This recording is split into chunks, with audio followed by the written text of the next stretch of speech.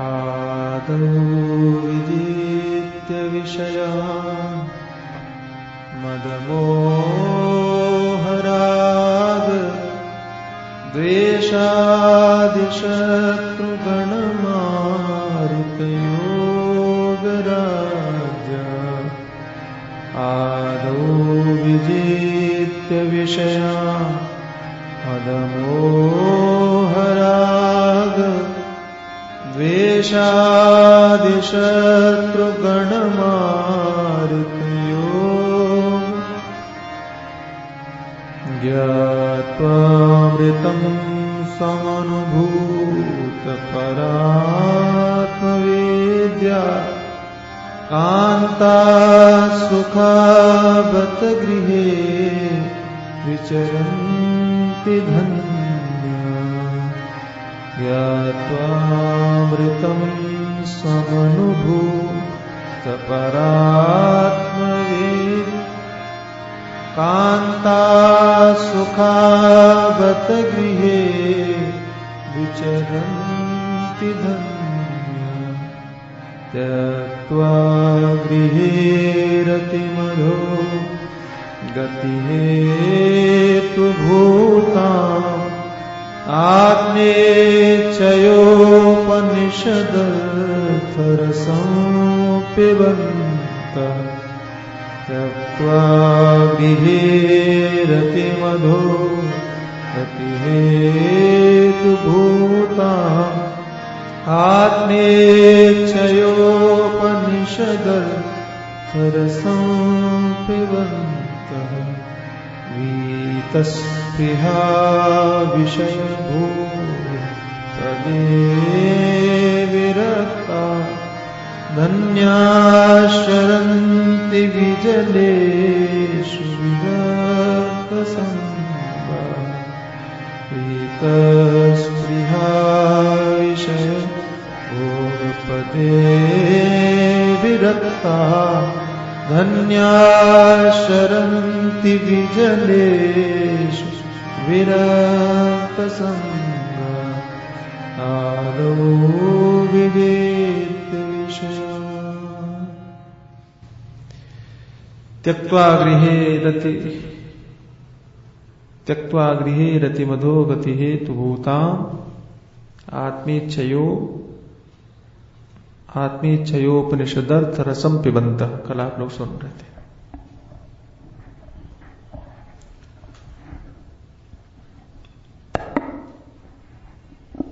गृहे रतिम अधोगति हेतु भूत्वा भूता या भूता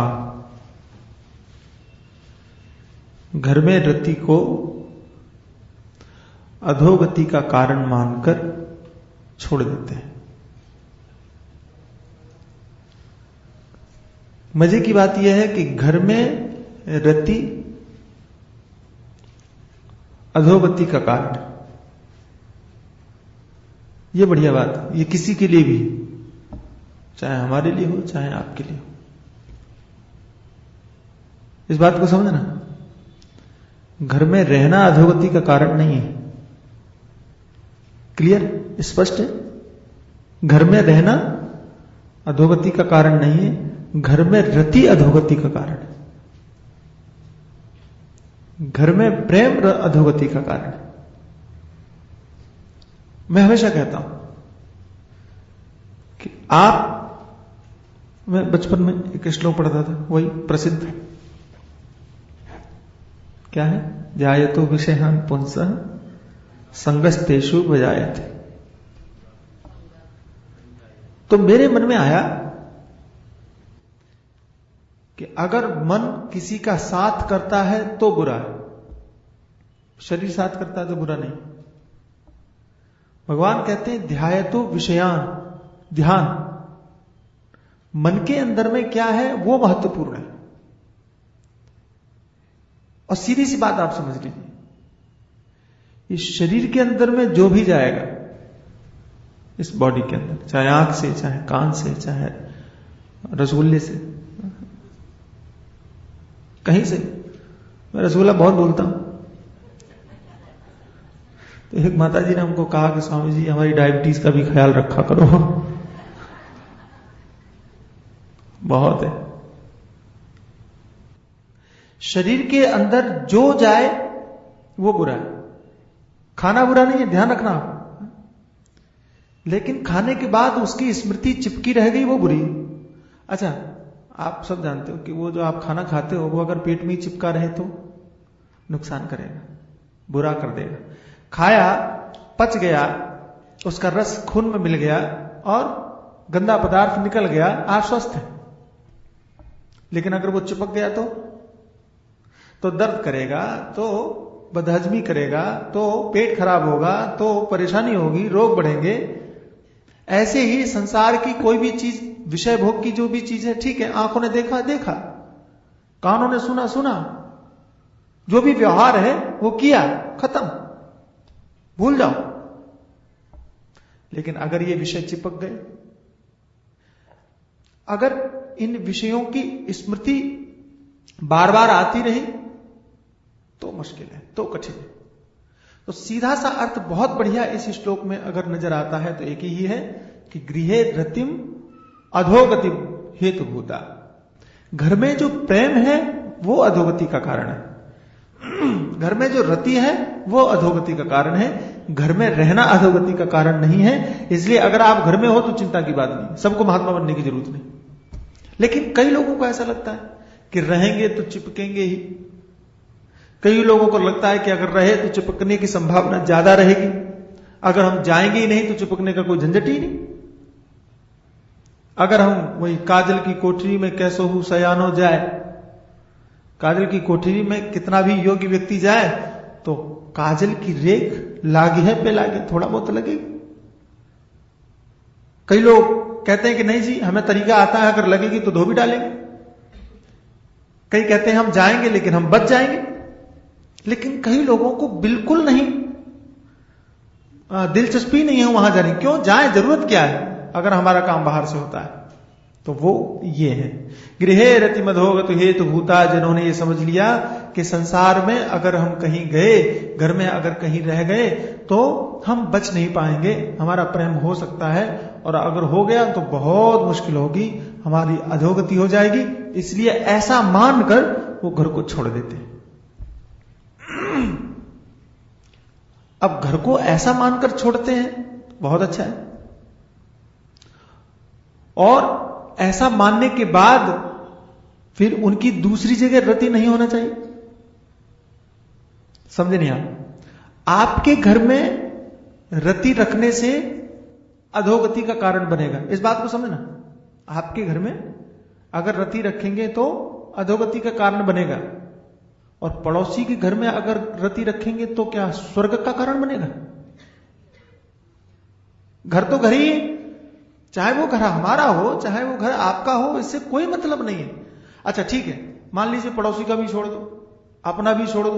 होटल के घर में अगर रति रखोगे तो, धर्मशाला के घर में अगर रति रखोगे तो, आश्रम के कमरे में रति रखोगे तो, पेड़ के तने के नीचे बैठकर, पास में बैठकर उसमें रति रखोगे तो, सीधी सी बात है कि संसार के बनाए हुए किसी भी पदार्थ के सानिध्य में रहने पर उसमें अगर आपके मन में, हमारे मन में रति पैदा हुई, वो अधोगति का कारण है। सीधा सा अर्थ समझ लो।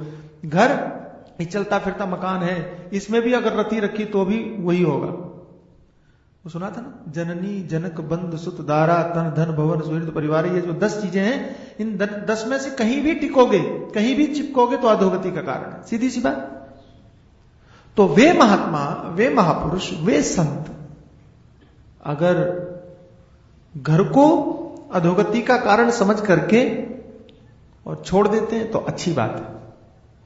लेकिन अगर घर छोड़ने के बाद और दूसरी जगह रति कर लेते हैं तो बुरी बात है। आज शायद यही होता है, यही हो रहा है कि घर छोड़ देते हैं और दुनिया भर की चीजों में रति, इतनी अधिक कि हम सोच नहीं सकते, कल्पना नहीं कर सकते। आप गृहस्थी लोग, घर में रहने वाले लोग शायद इतना नहीं सोचते होंगे दुनियादारी के बारे में जितना ये त्यक्त्वा गृहे रतिमदेव, ये संसार के घर को अधोगति का कारण समझने वाले लोग जितना संसार के पदार्थों में अनुरक्त, आसक्त और मरे जा रहे हैं, इतना गृहस्थ के लोग नहीं सोचते होंगे। सच्चाई है। कई ऐसे भी हैं जो वास्तव में विरक्त होते हैं। एक महात्मा को मैंने देखा कि वो युवा अवस्था में घर छोड़ करके और संत बन गए, बड़ा विरक्त। तो मैंने कहा कि तुम्हारे अंदर में वैराग्य कैसे आया? तो कहता है आप लोगों को देख के। बात आई सर, आप लोगों को देख करके संसार से वैराग्य हो गया कि यहां कुछ नहीं है, छोड़ दो, वन में चलो, तपस्या करो, साधना करो, भजन करो, इस वेदांत के निर्मल ज्ञान को प्राप्त करो। आपको देख करके वो भाव पैदा हो। अच्छा, फिर वही व्यक्ति जब रहने लगा तो राग द्वेषी हो गया, संसार की चीजों में दिलचस्पी लेने लगा कि अगर उस महाराज के पास टेप रिकॉर्डर है तो मेरे पास भी होना चाहिए। वो वैराग्य की भावना खत्म हो गई। तो मैंने पूछा कि तुम तो विरक्त होकर के आए थे, त्याग की भावना लेकर के आए थे, फिर यह आकर्षण क्यों? तो क्या कहा उसने? बोले ये भी आप लोगों को देख के। जब हमने मंच पर आप लोगों को सुना, देखा, तो क्या लगा कि सच्चाई और सत्य वहां है, लेकिन जब यहां आए तो यहां देखने के बाद में वही। तो एक तो जो विरक्त होकर के निकलने की हिम्मत करते हैं, यहां का माहौल उनको भी गंदा बना देता है। यहां का माहौल, इसलिए एक महिला को मैं सुन रहा था और उन्होंने कहा कि स्वामी जी, संतों से जितना दूर रहे उतना ही अच्छा है। बड़ी विचित्र बात लगती है, दुखद बात लगती है। वो कहते हैं संतों से दूर रहे तो अच्छा है, सुनो और सुन के बाहर से निकल जाओ, बस इतना बहुत है। मैंने कहा क्यों? बोले अंदर जाएंगे तो अश्रद्धा हो जाएगी, अंदर जाएंगे, नजदीक जाएंगे तो अश्रद्धा होगी, मन में ग्लानि होगी कि हाँ ठीक नहीं। अच्छा, एक बुरा निकलता है तो सबके प्रति अश्रद्धा होती है। सुना है आपने? एक मछली सारे तालाब को गंदा कर देती, एक उल्लू काफी है बर्बाद गुलिस्तां करने को। पूरे बगीचे को खत्म करने के लिए एक उल्लू काफी, और हर शाख पे उल्लू बैठा हो, अगर हर डाली पर उल्लू बैठा हो तो उस गुलिस्तां के भविष्य को क्या कहेंगे आप? तो यहां ऐसा मत समझना कि एक ऐसा है कि जो सारे तालाब को गंदा कर रहा है। 90 ऐसे हैं जो गंदा कर रहे हैं, 10 कहीं होंगे कि जो शायद ठीक हो। अब 100 में से 10 कहां ढूंढोगे? इसलिए बाहर ही रहो, बचे रहो। सोच विचित्र हो गई है। मैं क्या कहूं आपको, कैसे कहूं? इन पंक्तियों को पढ़ने के बाद गृहे रतिम अधोगति हेतु भूता, और इन पंक्तियों को पढ़ने के बाद जब अपने आप को देखते हैं, इन कपड़ों को देखते हैं, इन महात्माओं को देखते हैं, तो लगता है कि हम कितना अन्याय कर रहे हैं।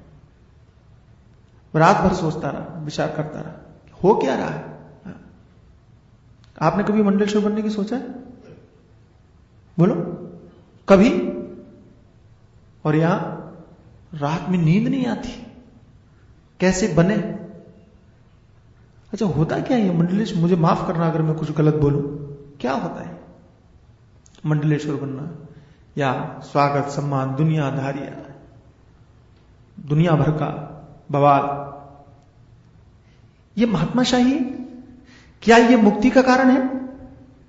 आगे पंक्ति है, आत्मेच्छया, आत्म जिज्ञासा से। तो क्या उस पदवी पर बैठने के बाद में तुम मुक्त होगे? क्या उस पदवी को मिलने के बाद में तुम्हें कल्याण, तुम्हारा कल्याण होगा? ये ज्ञान तुम्हें तभी मिलेगा? हम कितनी बड़ी भूल कर रहे हैं। हम क्या संदेश देना चाहते हैं आपको? हम क्या सिखाना चाहते हैं आपको? अपने आचरण, हमारे बड़े महाराज कहा करते थे कि आदमी को वाणी से कम आचरण से ज्यादा सिखाना चाहिए। हमारे गुरुजी कहते थे कि संत तो उसका आचरण ही बोलता है, उसकी क्रियाएं ही बोलती हैं, उसको बोलने की जरूरत ही नहीं है। देख करके पता चलता है कि संत कैसा होना चाहिए। हम अपनी वाणी से कहें कि मैं महात्मा हूं, तुम संदेह करना, ध्यान रखना। अगर मैं कहूं कि मैं संत हूं, मैं महात्मा हूं, मुझे देखो पहचानो, तो संदेह करना, संशय करना कि इसमें कुछ गड़बड़ है। कहने की जरूरत क्या है? सूर्य को कभी कहना पड़ा कि वो सूर्य है? राम को कभी कहना पड़ा कि वो अवतार हैं? कृष्ण को कभी कहना पड़ा कि वो अवतार हैं? जरूरत क्या है? प्रदर्शन की आवश्यकता कहां है? एक संत से मैंने नाम पूछा कि भैया नाम बताओ। हे भगवान, वो नाम से पहले इतने इतने इतने इतने नहीं, वो फलाने ढिकाने 1008 1108 पता नहीं क्या क्या। ये क्या है? सीधा सीधा नाम बोलो। अच्छा, एक वैष्णव संत मिले, उन्होंने नाम बताया तो नाम के आगे दुनिया भर के विशेषण तो मुझे आते भी नहीं है और न याद करना चाहता हूं। इतने सारे विशेषण लगाने के बाद में फिर क्या कहते मालूम? गुरुजी ने छोटा सा नाम दिया है अमुकदास। तो मैंने कहा ये छोटे से नाम के आगे ये लंबी लाइन क्यों लगा रखी? इसकी कहां जरूरत है? अच्छा, हमें लगता है कि गृहस्थी लोग हमारे नाम के आगे जितने विशेषण पढ़ेंगे उनकी उतनी ही श्रद्धा जागृत होगी। होती होगी आप लोगों की, मुझे पता नहीं है कि नाम के आगे कितने विशेषण है, ये महात्मा उतना ही बढ़िया होगा। प्रेमपुरी का निर्वाण महोत्सव चल रहा था और वहां कार्यक्रम था। कहां पर? मातुश्री में, बिरला मातुश्री। तो महात्माओं के नाम छपे थे। एक सज्जन हमको मिल गए, कहने लगे कि ये जो महामंडलेश्वर होते हैं ये क्या होते हैं? नहीं पता होगा उसको बेचारा, ये क्या होते हैं? अब मैं क्या बताऊं? मैंने कहा बड़े महात्मा होते हैं। बोले वो आचार्य महामंडलेश्वर वो क्या होते हैं? हम कहा ये और बड़े महात्मा होते हैं। कितने बड़े होते हैं? क्या नाम लगाने से, क्या अक्षर लगाने से कोई बड़ा हो सकता है? अच्छा, भगवान शंकराचार्य जी के नाम के आगे क्या लगा है? कुछ लगाए? आप कुछ भी लगा लो, उन्होंने तो कुछ नहीं लगाया, कुछ भी नहीं। विवेकानंद के आगे क्या लगा है? स्वामी विवेकानंद को छोड़ के कुछ नहीं लगाया। लेकिन आज वो व्यक्ति नास्तिकों के हृदय में भी राज कर रहा है, जो ईश्वर को नहीं मानते, जो भगवान को नहीं। वामपंथी सरकार आपकी, हाँ? कलकत्ता या बंगाल की, भगवान को नहीं मानते, लेकिन विवेकानंद के नाम से जयंती वो भी मनाएंगे। विवेकानंद के प्रति सम्मान वही है। मैं कहता हूं ऐसा क्यों कुछ नहीं करते? मीरा रोड में कार्यक्रम अभी किया था दिसंबर में, तो महात्मा लोग भी गए, सब लोग गए, बड़ी भीड़, बड़ा अच्छा कार्यक्रम भगवान की कृपा से हुआ, बहुत बढ़िया कार्यक्रम। हमको क्या कहा, इतनी भीड़ आपको सुनने आती है, आपसे लोग इतने जुड़े हैं, आप मंडलेश्वर क्यों नहीं बन जाते? तो मेरे मन में आया कि जब बिना मंडलेश्वर बने ही इतनी जुड़ी है तो बनने की जरूरत क्या है? आवश्यकता क्या है? उसकी कमी आपको कहां महसूस हो रही है? सिर्फ आसन की, कि सिर्फ आगे आगे लोगों के चलने की? समझ के बाहर। कहां ये शब्द देखना, भगवान शंकराचार्य जी का दर्द झलकता है। हमको लगता है कि भविष्य उनको नजर आ गया कि कलयुग में वजह है नजर आने का, क्योंकि जिस समय पर आचार्य का प्रादुर्भाव हुआ उस समय पर बौद्धों का तांडव हो रहा था। तो भगवान शंकराचार्य जी जानते थे कि हम इनको हरा देंगे, लेकिन हम अपनों को कैसे हराएंगे? भागवत में वर्णन आता है कि भगवान श्री कृष्ण का प्राकट्य हुआ, जन्म हुआ, किस लिए? कि वो पृथ्वी के भार को हल्का कर सके, राक्षसों को समाप्त कर सके। और बड़ी प्यारी कथा है कि राक्षसों को उन्होंने समाप्त कर दिया, जरासंध को हरा दिया, समाप्त कर, मार ही डाला, जरासंध को मार डाला। उसके द्वारा जितने भी पाले हुए राक्षस थे सबको खत्म कर दिया। जो कुछ बचे थे वो महाभारत के युद्ध में खत्म हो गए, पृथ्वी हल्की हो गई। और अंत में भगवान सोचने लगे कि राक्षसों को तो हमने मार दिया, लेकिन अब ये यादवों को कौन मारेगा? ये हमारे ही वंश के हैं। क्यों? बोले ये भी तो दुष्ट हो चुके हैं, ये भी तो पापी हो चुके हैं, ये भी तो वैसी उद्दंड हो चुके हैं। उच्छृंखल शब्द है एक, मर्यादाओं को तोड़ने वाले हो चुके हैं। धर्म, कानून, परंपरा, संस्कृति सबको खत्म करके सिर्फ और सिर्फ स्वार्थ के लिए जी रहे हैं, सिर्फ और सिर्फ अधर्म करने के लिए जी रहे हैं, पता नहीं क्या करेंगे। अच्छा, भगवान ने देखा कि जब मैं हूं तब ये इतने उद्दंड है, मेरे जाने के बाद में तो भला क्या होगा? और इनको कोई खत्म ही नहीं कर सकता, क्योंकि मेरे वंश के ये दुख था। तो भगवान ने क्या किया? संकल्प किया और अपनों को भी खत्म कर दिया, अपनों को भी मार डाला। मुझे लगता है कि आचार्य के मन में जरूर रहा होगा कि बौद्धों को हमने पराजित कर दिया, बौद्धों को हमने हरा दिया, बौद्धों को हमने समाप्त कर दिया, लेकिन हमारे ही लोग भविष्य में हमारी जब विजय होगी और विजय होने के बाद हमारा साम्राज्य होगा, तब ये दोष तो हमारे में भी आने वाले, ये कमियां तो हमारे में भी आने वाले, और आने वाली नहीं, आ गई। तो आचार्य को लगा कि ये सब चीजें हम लिखेंगे, जो लोग पढ़ेंगे तो पढ़ने के बाद शायद उनको लगेगा कि हमें थोड़ा सुधरना चाहिए, हमें थोड़ा सावधान होना चाहिए। त्यक्त्वा गृहे, आप हमेशा याद रखो कि आपने घर क्यों छोड़ा। जैसे साधक को याद रखना चाहिए, साधक को याद रखना चाहिए कि वो इस दुनिया में क्यों आया, ऐसी महात्मा को याद रखना चाहिए कि उसने घर क्यों छोड़ा। संत को याद रखना चाहिए गृहे रतिम अधोगति हेतु भूताम, कि घर में रति, घर में प्रेम अधोगति का मूल कारण है। अगर आपने ऐसा सोच के रखा है तो आपका कोई कुछ नहीं बिगाड़ सकता। आप बड़े महात्मा हो मेरी दृष्टि में, शास्त्र की दृष्टि में। बड़ा कौन है? जिसके नाम के आगे बड़े बड़े बड़े बड़े बड़े बड़े अक्षर लिखे हुए हैं, वो नहीं। बड़ा वो है त्यक्त्वा गृहे रतिमतो रति, क्या है? रतिमधो गति हेतु भूताम, जिसने घर को अधोगति का मूल कारण समझा है, पतन का मूल कारण समझा है, और ऐसा जिसे याद है अपने जीवन में, जो हमेशा ऐसा याद करके सावधान रहता है, वो महान है, वो धन्य है, वो पूजनीय है, वो अर्चनीय है, वो वंदन। गोस्वामी तुलसीदास जी के नाम के आगे भी कुछ नहीं लिखा है, सूरदास के नाम के आगे कुछ नहीं लिखा है, मीरा के नाम के आगे प्रहलाद, ध्रुव, कितने सारे भक्त, कितने सारे महात्मा, कितने सारे संत, कितने अद्भुत, जिनकी हम अपने घर में रख करके पूजा करते हैं, सम्मान करते हैं, और शायद उनके फोटो भी न मिले, उनके नाम के आगे कुछ है नहीं है, तो क्यों पूजा करते हैं? इसलिए क्योंकि उनको यह मालूम था त्यक्त्वा गृहे रतिमधोगति हेतु भूताम, क्योंकि उन्हें यह पता था कि अगर घर में रति किया, घर में प्रेम किया, तो अधोगति का कारण है। और जिन्हें यह नहीं पता होता, वो उत्तर प्रदेश की आपको बात सुनाऊं, सही बात सुना रहा हूं, हमारे गुरु जी सुनाया करते थे। दंडी स्वामी जानते हैं, दंड रखते, सन्यासी और गृहस्थ। उत्तर प्रदेश में ज्यादातर गृहस्थी दंडी स्वामी होते हैं, या यूं कहिए कि ज्यादातर दंडी गृहस्थी होते हैं, गृहस्थ आश्रम से ही आते हैं। गृहस्थ आश्रम में थे, वैराग्य हो गया, महात्मा बन गए, दंड ले लिए, और दंड लेने के बाद घूमने लगे।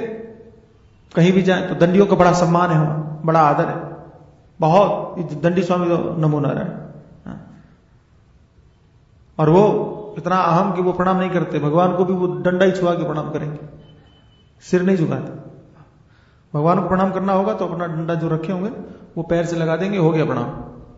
ऐसा बड़ा इज्जत, बड़ा सम्मान। लेकिन घर के प्रति रति खत्म नहीं हुई महाराज, घर के प्रति प्रेम खत्म नहीं हुआ। तो जब भी उनके पास पैसा वैसा इकट्ठा हो जाए, वो घर चले आए, वापस घर में रहें। तो उनकी पत्नी ने समझाया कि अगर आपको यहां रहना है तो ये दुनिया भर का ताना बाना क्यों बना रखा है, यहां रहो। देखो पत्नियां बड़ी बुद्धिमान होती, कई बार समझदारी की बात करती। क्यों ये पहन रखा है, उतारो उसको। नहीं माने, एक बार, दो बार, तीन बार कहा, नहीं माने। हर गुरु जी सुनाया करते थे कि जब वो बाद में आए तो झाड़ू लेकर के मारा उसको, खबरदार जो तुमने अंदर में घुसने की कोशिश की। ये क्या नाटक है? अपने साथ में तो हमको भी नरक में लेके जाओ, अपने साथ में तो हमको भी पाप का भागी, भागो यहां से। अगर आपको रहना है तो आप रहो, आपका घर है, लेकिन इस तरीके से नहीं। त्यक्त्वा गृहे रतिम अधोगति, ये नरक का द्वार। इससे प्रेम, इससे रति क्यों? ये बात क्यों नहीं समझ में आती है? और मुझे लगता है कि समझना चाहिए, हम लोगों को समझना चाहिए। त्यक्त्वा गृहे रति अधोगति हेतु भूताम। और आप लोगों को समझना चाहिए कि भले ही घर में रहो, कोई दोष नहीं है, लेकिन उससे चिपको मत, उससे रति मत करो, उसको स्मृति मत बनाओ, उसकी चिंता मत करो, उसके बारे में सोचो मत, उसके बारे में ही मत सोचो, उसके बारे में सोचो। जिसके बारे में सोचना चाहिए उसी के बारे में चिंतन करो। घर में रहो। प्रहलाद जी कहां थे? राक्षस के घर में थे। क्या बात है, दैत्य के घर में, भगवान के दुश्मन के घर में, लेकिन मन के अंदर में परमात्मा था। प्रहलाद जी दैत्य गुरुकुल में थे, असुर बालकों के बीच में बैठे थे, असुर बालकों के, राक्षसों के बालकों के, राक्षसों के गुरु के पास में रहे, लेकिन उनके चिंतन पर कोई फर्क नहीं पड़ा, उनके विचार पर, उनके सोच पर कुछ फर्क पड़ा?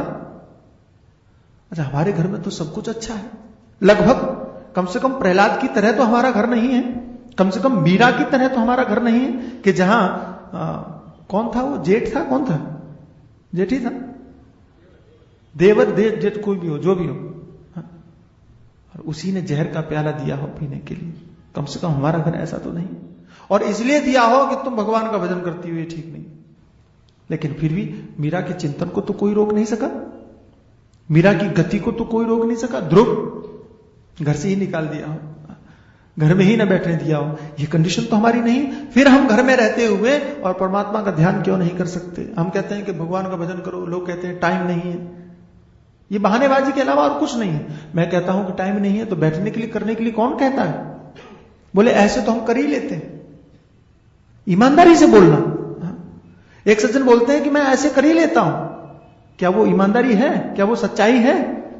और बताएं आपको, अगर आप चलते फिरते, उठते बैठते, खाते पीते हर समय भगवान का भजन कर लेते हो तो यह आपको बताने की जरूरत नहीं है। आपका चेहरा बोलेगा, आपकी वाणी बोलेगी, आपकी आंख बोलेगी, आपका कान बोलेगा। मेरी बात समझना।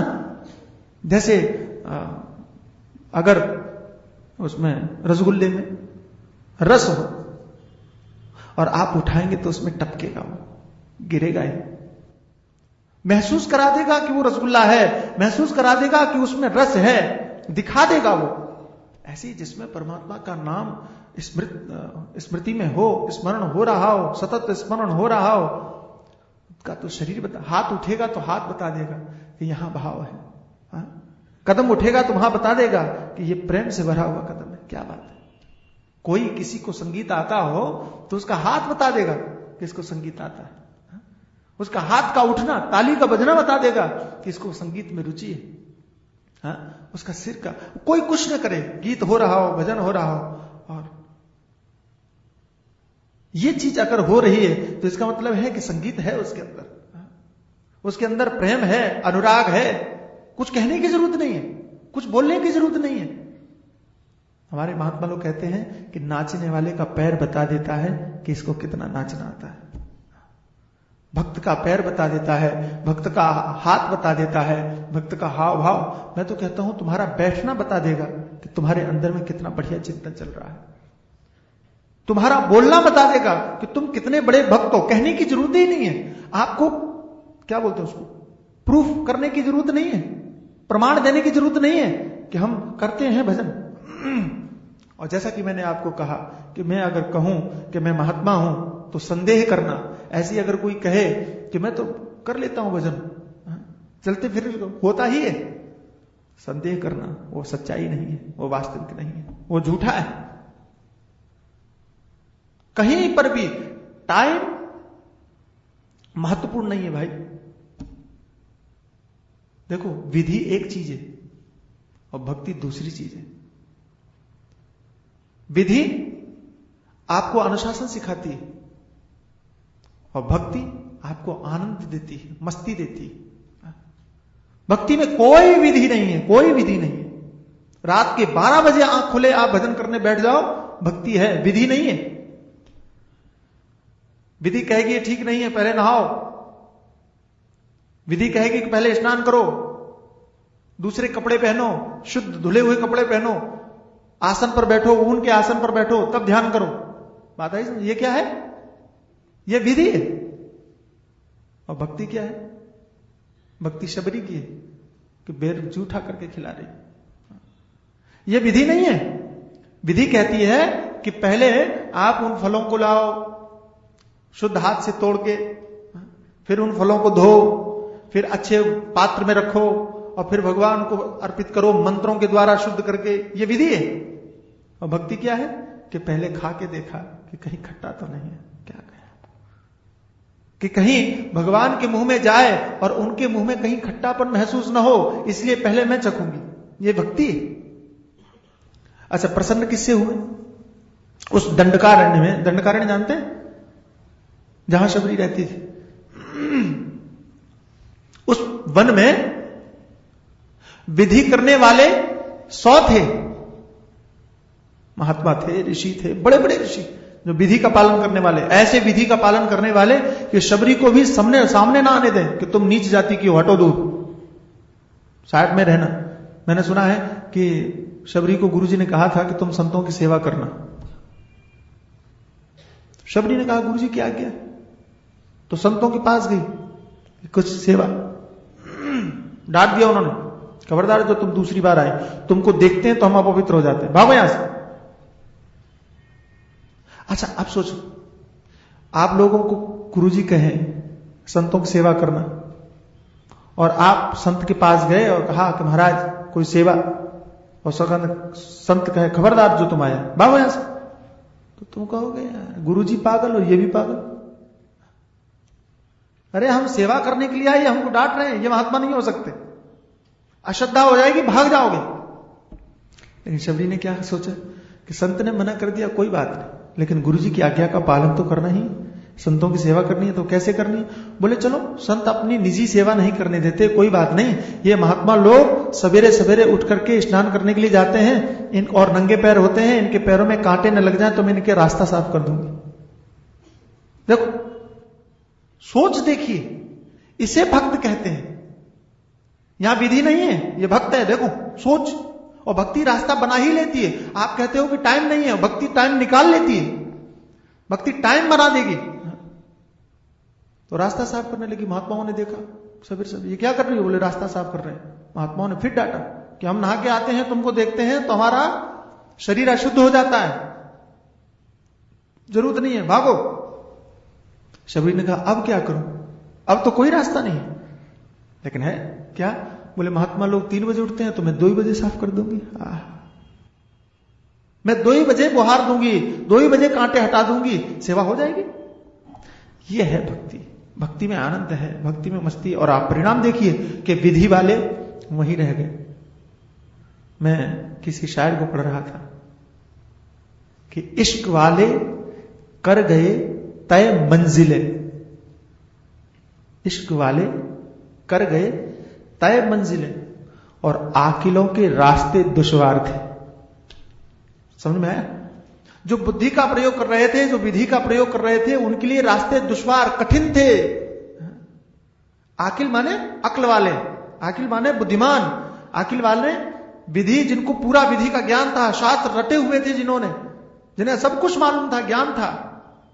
आकिलों के रास्ते दुश्वार थे, कठिन थे, नहीं चल पाए। लेकिन इश्क वाले कर गए तय मंजिल, इश्क वाले जिनका हृदय प्रेम से परिपूर्ण भरा हुआ है, चू रहा है, हमारे गुरुजी कहते हैं चू रहा है, भरा हुआ नहीं, टपक रहा है रस, जहां से माधुर्य टपक रहा है, रस भरा हुआ है। इश्क वाले कर गए तय मंजिल, वे अपने रास्ते का, अच्छा वो कब पहुंच गए। और एक बात बताएं आपको, बहुत बढ़िया, कि शबरी के जीवन के अंत में भगवान आते हैं। बूढ़ी हो गई शबरी, बुढ़ापे ने घेर लिया, और अंत में भगवान आते हैं। एक बात बताएं आपको जो मुझे बहुत भाती है, और वो बात यह है कि शबरी का बुढ़ापा हमें नजर आ रहा है, शबरी को तो पता ही नहीं चला। शबरी का बुढ़ापा देखने वालों ने देखा, शबरी का बुढ़ापा दूसरों ने कहा कि शबरी को इंतजार करना पड़ा। शबरी के लिए तो जैसे कल की ही बात थी।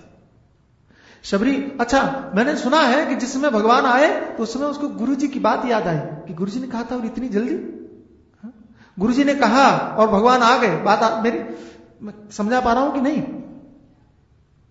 वो गुरुजी को याद कर रही है। क्यों याद कर रही है? इसलिए कि अरे वाह क्या बात है। ये नहीं कह रही है कि वाह रे गुरुजी पूरी जिंदगी गुजर गई और तब तुम्हारी बात सही हुई तो सही, लेकिन बहुत टाइम लगा दिया। ये शिकायत नहीं है, वहां उल्लास है, वाह क्या बात है, वाह रे धन्य हो गुरुदेव, आप महान है।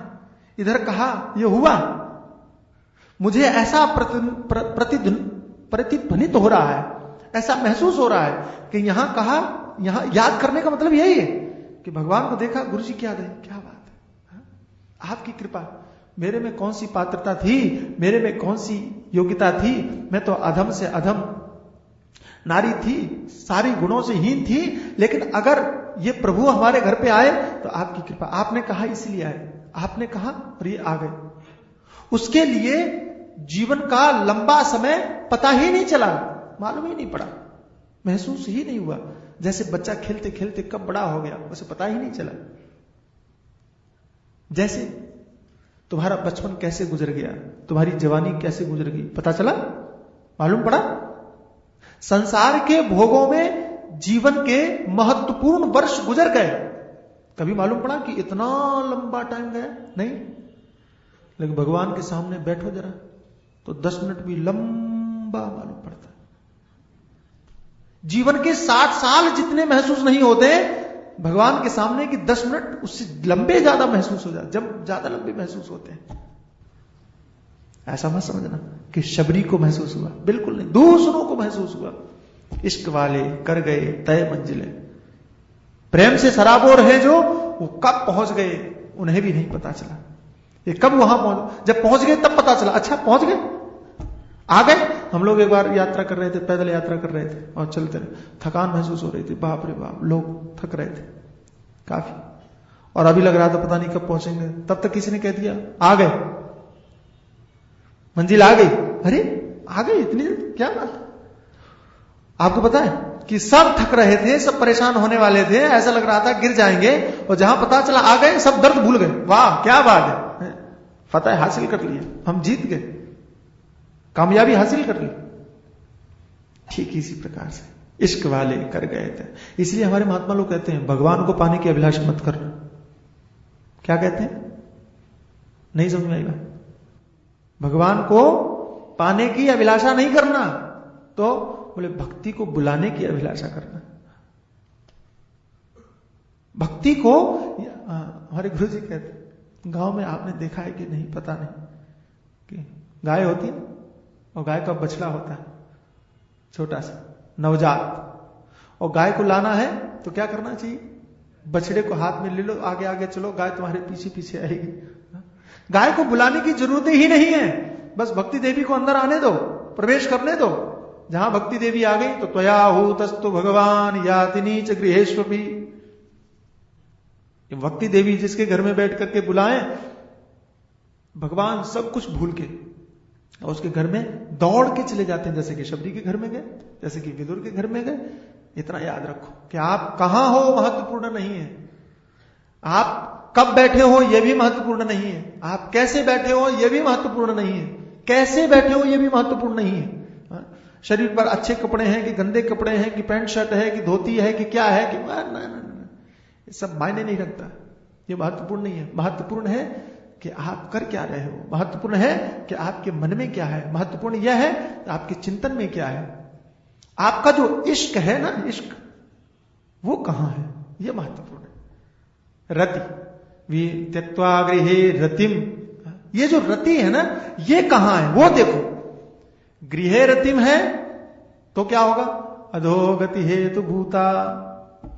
अगर वो रति घर में है, घर से मेरा मतलब है जो भी आपने अपना बनाया है, जैसे भी आपने अपना माना है वो, तो अगर ये रति वहां है जिसे आपने अपना दुनिया संसार, तो अधोगति हेतु भूता, वही वाली बात। ये चेद वेदी तथ सत्यमस्ति न चेदिया वेदीन महती विनष्टि, महान विनाश है। अधोगति हेतु भूता का मतलब है महान विनाश की तरफ लेकर के जाएगा, कोई रोक नहीं सकता। रावण कोई रोक नहीं सकता, हिरण्यकश्यप कोई रोक नहीं सकता, महान विनाश कोई नहीं रोक सकता। अधोगति हेतु भूता। रावण के पास क्या नहीं था, हिरण्यकश्यप के पास में क्या नहीं था, वैभव था, धन था, सौंदर्य था, सब कुछ था, सब कुछ। मैंने सुना है वाल्मीकि रामायण में वर्णन आता है कि हनुमान जी ने जब रावण के वैभव को देखा तो उनके मन में आया कि अगर इसके पास में सिर्फ भक्ति होती ना तो आज घर घर में इसकी पूजा हो रही होती। सब कुछ महान, सब कुछ। हम लोग इतने इतने सोने के लिए तरसते हैं, पूरी पूरी की पूरी लंका, पूरी की पूरी नगरी सोने की। कितना धनवान रहा होगा सोचो, कुबेर ने बनाया था और वो ले लिए। कितना बड़ा वैभव, यश, यश भले ही वो दुर्यश हो लेकिन था तो। नाम सुनेंगे कांपने लग जाए लोग। और ताकत, चलत दशानन डोलत अवनी, पृथ्वी पर पैर रखे धम तो हिल जाए पूरी पृथ्वी जब चले तो। समुद्र में तैरने वाले जीव घबरा जाए कि रावण चल रहा है, ये वैभव, ये बल, ये ताकत। लेकिन हुआ क्या, रहा न कुल कोई रोग निहारा। उसके कुल में कोई उसके सिर पर, उसके शरीर पर और सिर मार करके रोने वाला भी नहीं रहा। ये कौन कह रहा है, मंदोदरी कह रही है। क्या प्रताप, क्या वैभव, क्या बल, क्या सब कुछ, क्या साम्राज्य। लोग मरने के बाद में स्वर्ग जाने की सोचते हैं ना, वो यहां से उछलता था स्वर्ग पहुंचता था, छलांग लगाता। मैंने सुना एक महात्मा बोल रहे थे कि रावण कह रहा था कि थोड़ी देर जिंदा और रह जाता तो पृथ्वी से स्वर्ग तक सीढ़ी लगा देता था, तो लोग जा सकते थे आराम से देखने के लिए। सीढ़ी लगा देता कि तुम भी देखाओ, जाओ। कर रहा था, वो प्रयोग कर रहा था। ये बड़े प्रयोग करने वाले, ये राक्षसी लोग प्रयोग ही करते रहते, इनके हाथ में और कुछ लगता नहीं है। आप लोग प्रयोग के चक्कर में मत पड़ना, आप तो भक्ति के चक्कर में पड़ना। ये प्रयोग धर्मी राक्षस होते हैं, मुझे माफ करना। प्रयोग धर्मी कौन है? राक्षस है। ये सिर्फ दुनिया में लगे रहते हैं, सिर्फ संसार में, इससे ऊपर उठने की वृत्ति ही नहीं होती। तो हमारी दृष्टि में तो जो संसार में लगा रहे वो राक्षस ही है, और क्या है? राक्षस कौन है? निशाचर, जो रात में विचरण करे, अविद्या की रात्रि में जो विचरण करे वो राक्षस ही तो है, और क्या है? निशाचर ही तो है। भौतिक दृष्टि से वो बहुत अच्छी बात है, लेकिन आध्यात्मिक दृष्टि से राक्षस के अतिरिक्त और कुछ नहीं है। तो इतना सब कुछ होने के बाद कुछ नहीं बचा। अब आप सोचो, इतनी ताकत, मैं कभी कभी कल्पना करता हूं, इतनी ताकत कि कैलाश को उठा लिया महाराज। भगवान शंकर जहां विराजमान थे उस कैलाश को उठा लिया है। कोई ताकत नहीं, कोई बल महसूस नहीं हुआ, उसको परेशानी महसूस नहीं हुई। और वो आदमी कब मर गया किसी को पता ही नहीं चला, वो आदमी कब गिर पड़ा किसी को महसूस ही नहीं हुआ। और वो अकेले नहीं, खत्म हो गया, समाप्त हो गया। हमारे महात्मा वो कहते हैं, रामायण में दो उदाहरण बड़े विचित्र हैं, बड़े विचित्र। एक रावण का और दूसरी शबरी का। शबरी ऐसी न जिसके पास रूप है, न जिसके पास बल है, न जिसके पास जाति है, न जिसके पास कुल है, न जिसके पास धन है, सर्व अभावों से युक्त है। सारे अभाव शबरी के घर में है, समझ रहे हैं आप? सारे अभाव, सारे अभाव, जिन अभावों की आप कल्पना कर सकते हैं वो सारे अभाव शबरी के घर में आपको मिलेंगे। और जिन भावों की कल्पना आप कर सकते हैं, जिन वस्तुओं की आप कल्पना कर सकते हैं, जो चीजें हम चाहते हैं रावण के घर में वो सब मिलेंगे। सब, सारे शब्द स्पर्श रूप रस गंध 5 विषय है ना, वहां नाच रहे हैं समझो आप, प्रत्यक्ष रूप में। ऐसी कोई चीज नहीं है जो वहां ना हो। पूरा घर भरा पड़ा है, पूरा नगर भरा पड़ा है, जहां देखो वहां पर वही आनंद, वही पूरा बाजार लगा हुआ है। दो उदाहरण विचित्र हैं, एक शबरी का घर है, एक रावण का घर है। और शबरी मरती है तो मुस्कुराती। शबरी का शरीर छूटता है तो सामने नारायण है, भगवान है, मस्त है, आनंदित है, प्रफुल्लित है, कोई दुख नहीं है। और रावण हाय हाय हाय हाय हाय हाय करती मरा। पूरी लंका में जहां वैभव है, पूरी लंका में जहां आनंद है, बरस रहा है, वहां हाय हाय के अलावा कुछ नहीं है। कमाल की बात है। ये लंका और कुछ नहीं, हमारे संसार का वर्णन है, हमारे संसार की कहानी है कि चारों तरफ सारे भोग हैं, लेकिन क्या हो रहा है वहां? हाय हाय हाय, आग लगी हुई है। सारे भोग हैं, सारा आनंद है, लेकिन आनंद किसी के चेहरे पर नजर नहीं आता, किसी के चेहरे पर नहीं। और शबरी के यहां बाहर आग लगी हुई है, लेकिन आनंद अंदर बरस रहा है, प्रफुल्लित है। और ध्यान रखना, और रावण की उस लंका में भी एक ऐसा आदमी था जिसको आनंद था। उसकी कुटिया में कुछ नहीं था तुलसी की पिरवा के अलावा। तुलसी का पेड़ ही था सिर्फ, नव तुलसी का वृंद जह, और कुछ नहीं।